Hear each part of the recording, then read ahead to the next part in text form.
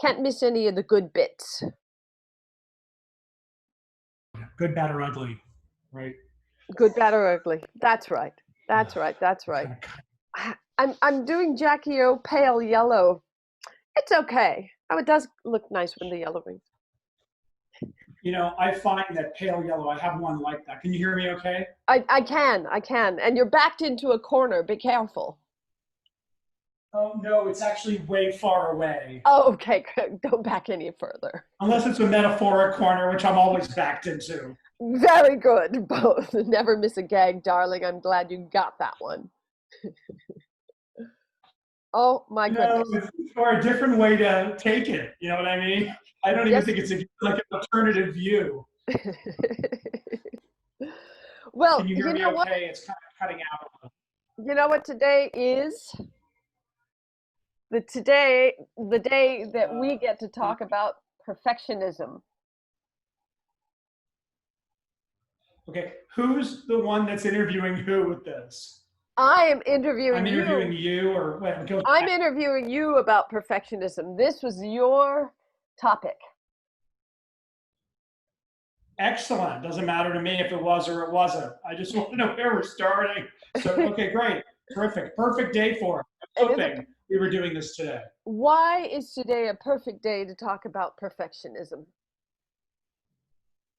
What a great question. You're better than Barbara Walters.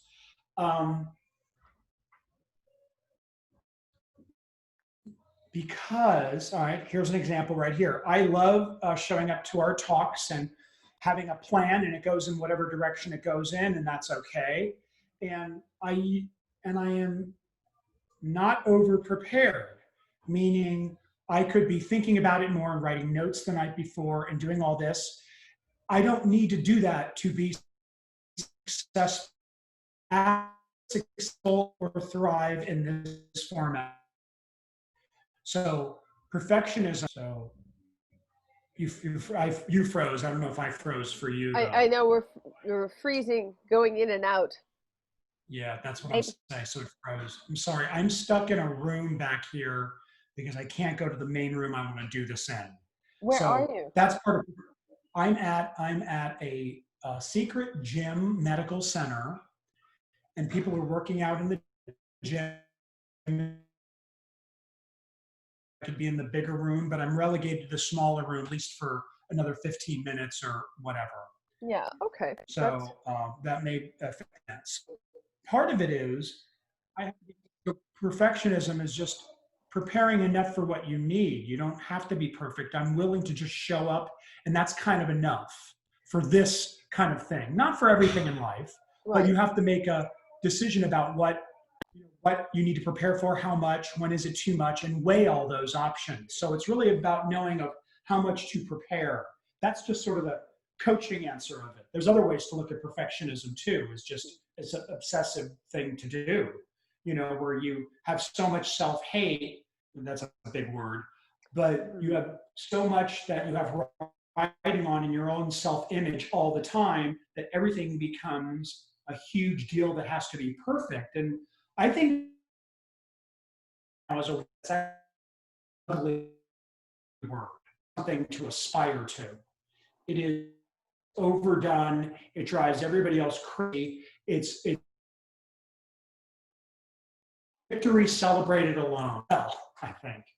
Yeah, I'm going to go out into the other room to see if it's my internet connection, and see if that's not a little better. Because you're a little bit staccato, darling. And now you're really stuck, Kato. If I can. Dragging. I'm going to go into the corner office next to the hub. Are you there still? I am here. I am here. I'm going to go behind the big rock. You, so if I can't talk to you, I can text you. I don't know if that's going to help. I may have to get out of this room in a minute. So you have that's an interesting picture. Headset?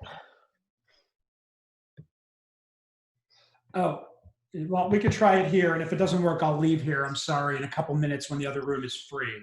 Okay, that's quite fine. That's quite fine. I'm here in Flintstone land.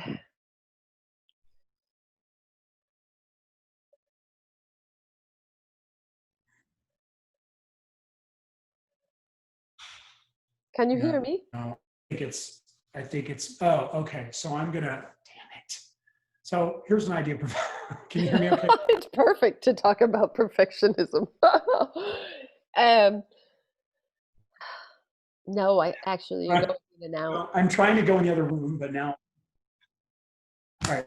I sent you a text. Did you get the text? Did you get Oh the shoot, text? yes. Let me see here. That's All right, that's another way I can communicate while I work this out. Okay. yes, yes, yes. I see your text. So I'm gonna go. All right, I'm gonna take this. I'm gonna have to go in the room and somebody else is there unexpectedly. And let's see if we can get better there. So so Okay, give me a minute. Perfect on perfectionism. Okay, so not give me a I'm problem. gonna take, I'll deliver a soliloquy. oh, oh, lovely. On perfectionism. First, I'm going to finish Those this work. thing I imperfectly uploaded somehow. Um, Today is the 8th of July.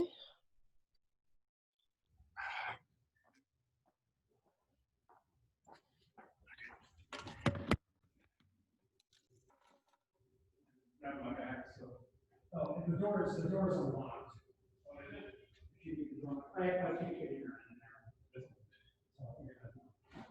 I'm gonna leave it unlocked.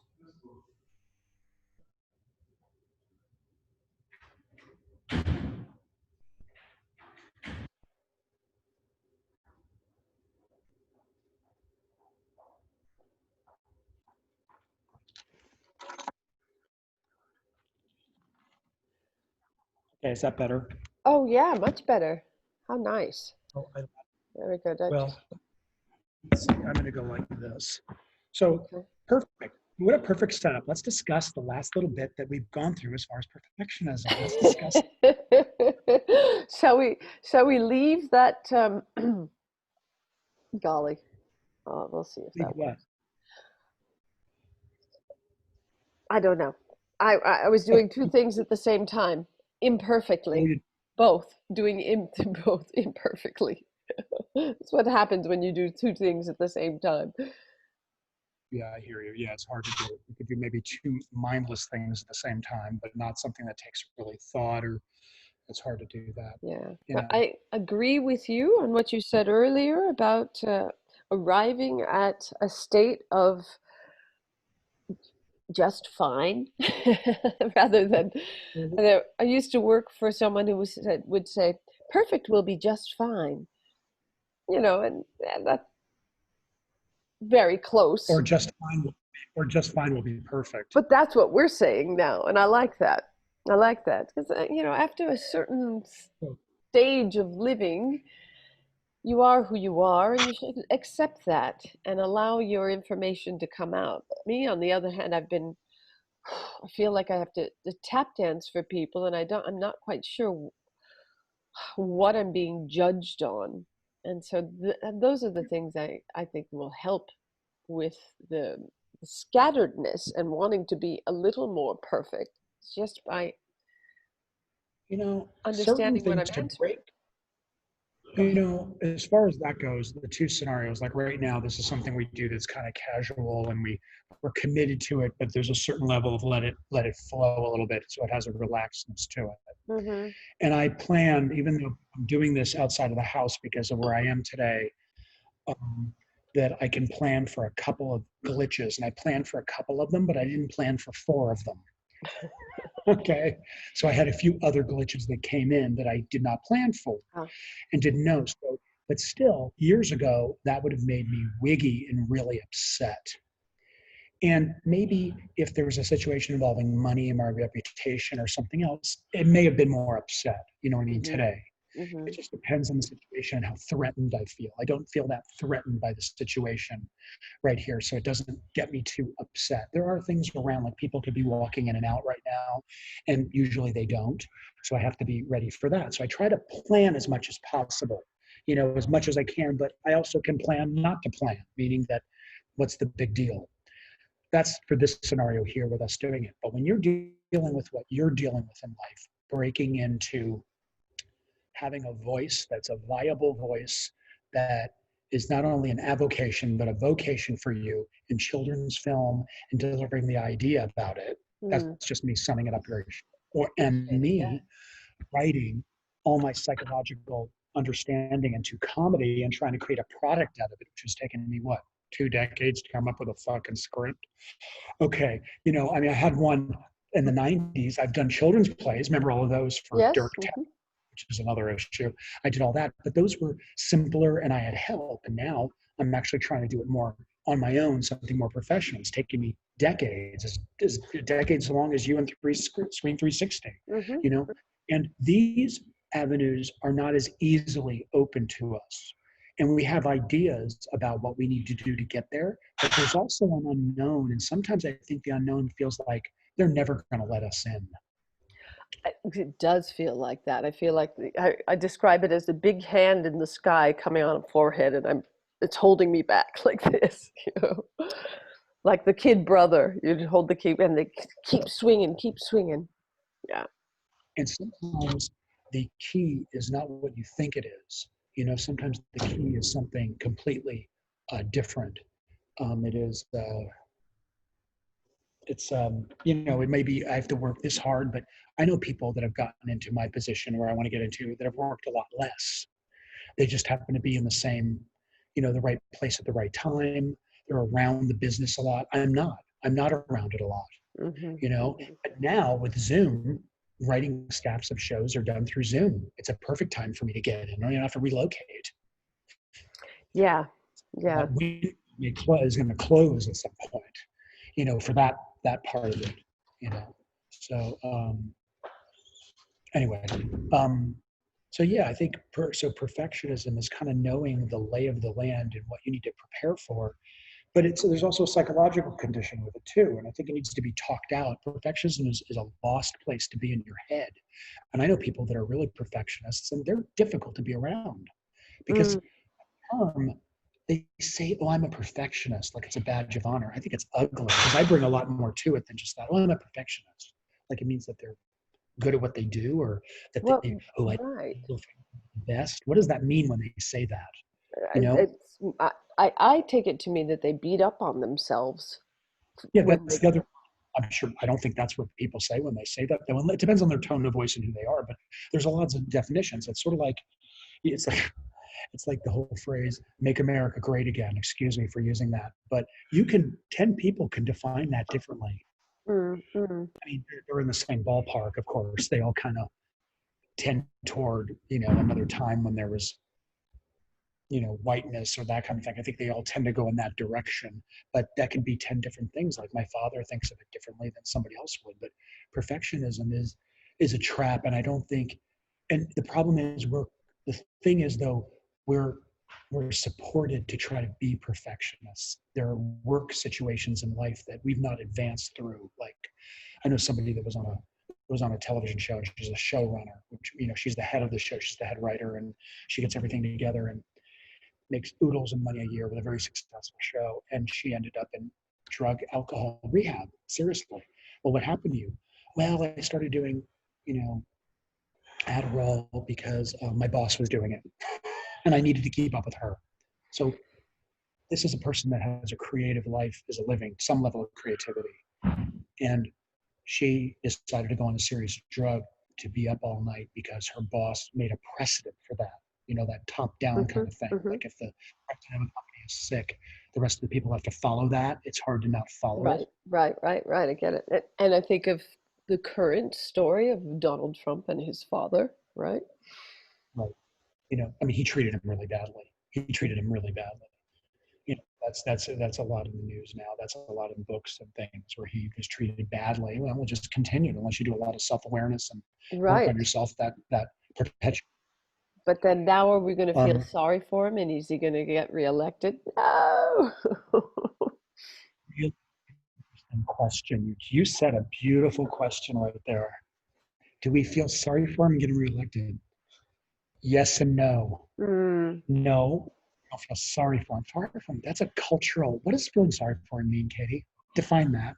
that means finally empathizing with him and maybe he maybe he takes advantage of it. I could just imagine that he takes advantage of it and he says, now you know I'm human. And that's what we wanted empathy from him, right? So there's just a moment of candor, which he has had one or two moments of candor, if that adds on to those few moments of candor, then the his base might think, oh, he's more like us than we recognize, and they really shore up behind him. Yeah, I can see that as a scenario. That's a really interesting scenario that you paint. It really is. I really like it. I don't think it's really. I know I have a colleague who's writing a book called "Empathizing with Trump for an Intervention to Remove Him from the White House." Ah, Well, the okay. point we're empathizing with him. We're not agreeing with him. We're empath. Okay, here's the difference. What you said and what I'm trying to say. I'm trying to think because I loved what you said. Feeling sorry for him is a culturally appropriate phrase that I think can mean a lot of different things. You mean you have a feeling for him. I mean, feeling sorry for him is one thing. I don't think that's going to get him reelected. I But hope not. Uh, but I think there's a difference between empathizing with the person's feeling state and how he got there and his actions are separate. Meaning we can empathize with him. It doesn't mean we will all of a sudden feel better about him being there. We may feel better about him as a person and where he came from. But it doesn't mean that will launch him to be okay to be president I by any hope not. more group of people. But that's an interesting question. It's a very interesting question you pose. I think it's really interesting. So I want to think about that and work on that a little bit. But I think we want to empathize. Like I have a friend. Here's an example. I have a friend who has three houses, and she complains about about money. Say people, right? She complains about money coming in a lot, right? If you and me were to look at her, would you really empathize with her with money when you know she has three houses and they're renting and she gets money in? At the surface, you would never empathize with her, would you? Right, right, I right. wouldn't either. Okay. Well, we really don't know her financial situation. We know what we see. All we know is the three houses that she gets rent. We don't know really her financial situation, which and all these other stresses on her. But that still is not where I should go with empathy with her. I'm empathizing with her painful emotional state, not with her life Mm-hmm, circumstances. And mm-hmm. so I want to empathize with her pain, but I often get tripped up in her. I'm like, she has three houses.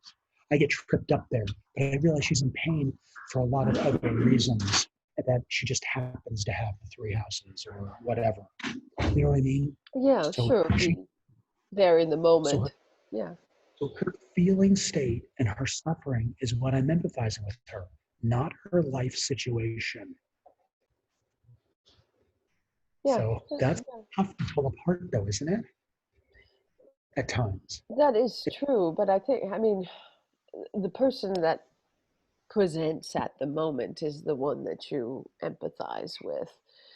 And you could say, I understand. I mean, what I know about you is that you have this degree of comfort. How are those things um, not relating right now, in a way? So, anyway, how are Not those three houses not supporting you right now? you're not empathizing with her feeling. That's what you're doing. You're getting caught up in her life circumstance as you see it. Well, if I would say, I would do that if she persists, Or and you can't. What's that? you have to know who she is. We're talking Yes, so abstractly. If you knew the person personally, it would be probably easier to empathize with. sure, sure, and that's what I'm saying is how long is the interaction, and would I, I understand what you're saying and what is conflicted in your mind when she is asking for empathy and presenting you with her Yeah. condition at the moment and asking for empathy. How do you empathize with uh, Donald Trump? Now, I think the problem with the word empathy is people, I think, we're back to empathy again. Oh, I think the word is, it's okay. We'll reel it back to perfectionism. Empathy is, it's hard to realize where somebody, the word empathy, I think unspoken in there sometimes is let somebody off the hook. And that's not what I'm saying. There's that definition sometimes in like you let them off the hook. I hmm. want to empathize, you know, so, but it's not, it's different, it's separated. But I think in our, it's so used today, empathy now, you hear it a lot. And I think a general understanding of it is understood, which makes sense. But I think if you go deeper into it, there's more to it than that. It's not about letting someone off the hook. No, in It, fact, quite the contrary, if I might, that it is showing that you see that person, hear that person, and do keep a record of your knowledge of that person, and yeah. that you share that person's expression at that moment, and you keep a record of it. You know them to a certain degree. So let's wrap this back around to perfectionism. The person that, not because you don't know the person I'm referring to, but you do know enough about, Donald Trump enough that could he be a perfectionist? He never admits anything wrong. Isn't that a perfect sign? Yeah, Isn't that a sign? yeah, sure. Think about it. So we are empathizing enough, or another word of saying instead of empathizing, which empathizing does sound strong, even means that we're trying to understand a villain in a sense. If you look at him as a villain, a lot of people do, of a certain political persuasion, it's hard not to. If his wording and his stuff that he talks about bothers you, it's easy to see him as a villain. Sure. you know. But there's some people that don't, by the way. It's funny because I don't think they're, for whatever reason, but he is a perfectionist. He never admits wrong. He shifts. And I think he suffers from being a perfectionist too. I I think it's like, he must. I mean, I can't believe that what's going on in that body is healthy. I can just imagine he has ulcers. But well, there's the lie that he's almost like a villain in drama is basically a human villain or antagonist. But when you're getting into thriller movies or horror movies, the monsters or the villains are different. Like I think a villain in a monster movie is somebody that's superhuman, and who defies any kind of human kind of qualities like a drama would. And thrillers are in between. A thriller was designed, thrillers did not exist before Watergate. I don't know if you knew that as movies. They did not exist before oh, we had Watergate. Lon Chaney and horror films, but Well, oh, so you're distinguishing between horror and thriller. they're different genres they're considered, I think. And a thriller, the difference is you have human antagonists. It's basically a human that embodies the evil of a monster in a thriller, not a monster like in a monster movie. Right. There's a difference. And Donald Trump comes across as like a monster that's unstoppable, and like a thriller. Mm-hmm. He doesn't Mm-hmm. really good, eats McDonald's, still has a ton of energy. In some ways, he does not read old on camera. Forget about the way he looks. It's the way he kind of his anger and kind of the way he moves. He doesn't read really old, not really.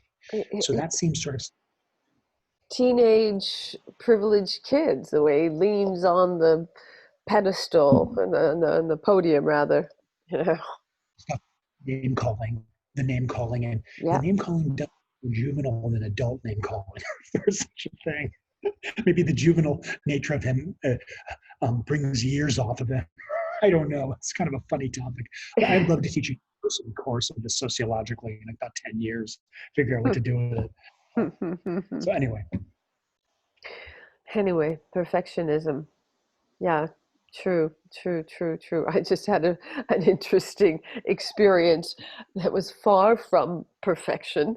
I was talking to he meant potential funder.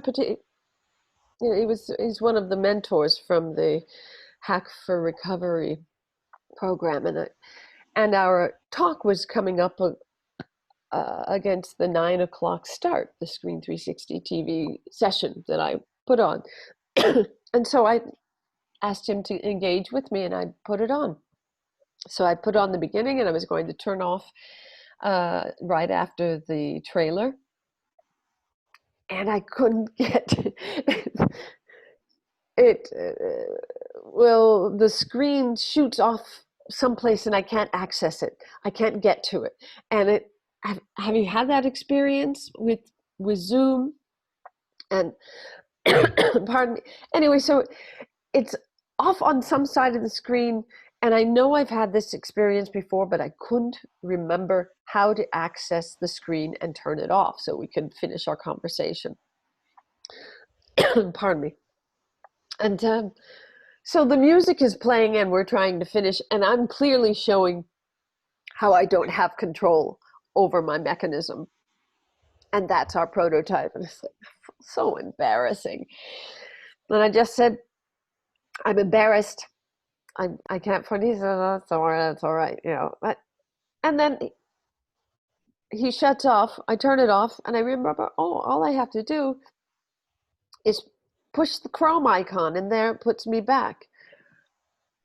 It was so easy after the conversation ended, after the pressure was off. I thought of it. I think you're leading into another topic that I would love to talk about during our next time, which is temporary brain damage. Exactly. You have anxiety and panic. You can't think clearly to look at that button to do what you figured out afterwards.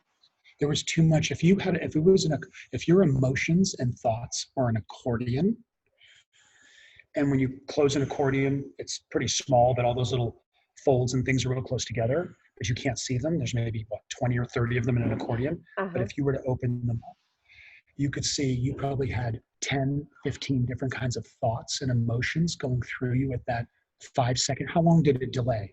How long did it delay with it was 30 seconds, a minute, the end of the conversation. But that's like that energy could drain you almost all day unless you know how to recover from it. There's a lot going on. Panic, looking like a fool. This guy, what does he think of me? I can't believe I can't do this. I'm trying to look professional. There's so many things that could have been going through your head at that time. Right. And that's what I mean, temporary brain damage, and it's hard to think well. What would be great is if you know that of what I just said, and you bring it to the next time something like that happens, and then you're able to talk to that person, they could relate to it in a way where you can find a deeper connection because of it with them. So your glitch, and then knowing what happened, oh my God, it's temporary brain damage. Did that ever happen to you? And you ask them, and they go, oh yes.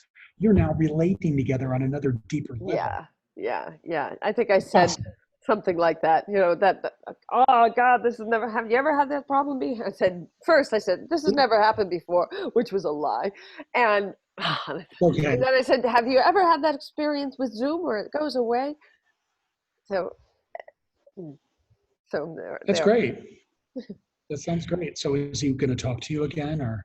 Well, he offered to be a mentor, you know, and he did say he would be a connector and connect to other people. So I'll keep him up on my updates and include him there. So yeah. And I will see him again. We'll see him again, I expect. Yeah, good guy. His wife is a social worker.